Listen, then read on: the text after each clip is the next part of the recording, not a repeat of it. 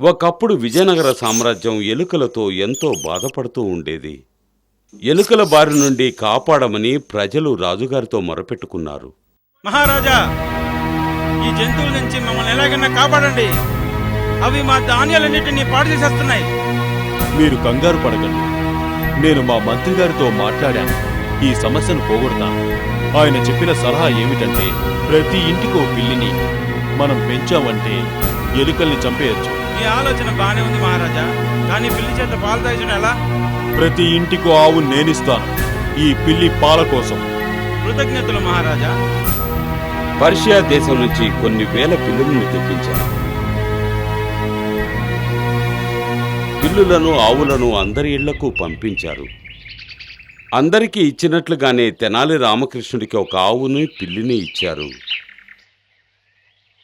విజయనగర సామ్రాజ్యంలోని పిల్లులన్నీ ఆరోగ్యంగానూ బలిష్టంగానూ పెరిగాయి. తెనాలి రామకృష్ణుడు ఉన్న పాలన్నీ ఆ పిల్లులకు పోయడం వ్యర్థం అనుకున్నాడు. తరువాత రామకృష్ణుడు ఒక గిన్నెలో వేడివేడి పాలు పోసి పిల్లి ముందు పెట్టాడు. ఆ వేడి పాలు తాగినందువల్ల నోరు కాలి ఆ పిల్లి బాధతో అరిచింది.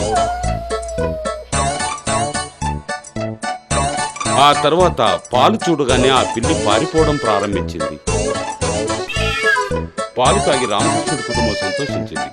ఒకరోజు రాజుగారు పిల్లులన్నీ సభకు తీసుకురావాలని ఆజ్ఞ ఇచ్చారు.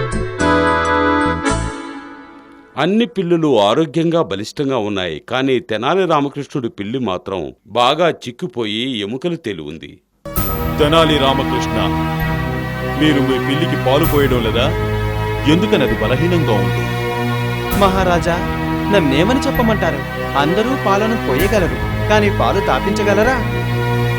భటులారా, ఒక పాత్రలో పాలు తీసుకురండి, ఆ పిల్లి ముందు పెట్టండి. పాలు చూసిన వెంటనే పిల్లి పారిపోయింది.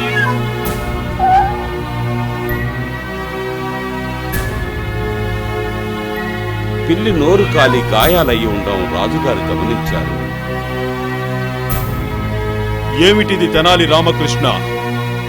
పిల్లికి నువ్వు వేడి పాలను పోసావు, దాని నోరు కాలిపోయి ఉన్నది. మహారాజా, మీతో ఈ విషయాన్ని చెప్తున్నందుకు నన్ను మన్నించండి. ఈ పిల్లులు పాలు తాగడం కన్నా మనుషులు పాలు తాగినచో వారు ఇంకా ఆరోగ్యంగా ఉంటారు కదా. పాలించేటటువంటి మహారాజులు సమస్యను పూర్తిగా కడుపు నిండినటువంటి పిల్లి ఎలుకను చంపి తినడం కోసం ఎందుకు ప్రయత్నిస్తుంది మహారాజా? నేను చెప్పిన దాంట్లో తప్పుంటే మన్నించు రాజా. రామకృష్ణుడు చెప్పిన మాటలతో కృష్ణదేవరాయలు తను చేసిన తప్పును తెలుసుకున్నారు. రామకృష్ణుడి తెలివితేటలకు సంతోషపడి కృష్ణదేవరాయలు 100 బంగారు నాణేలను బహుమతిగా ఇచ్చారు.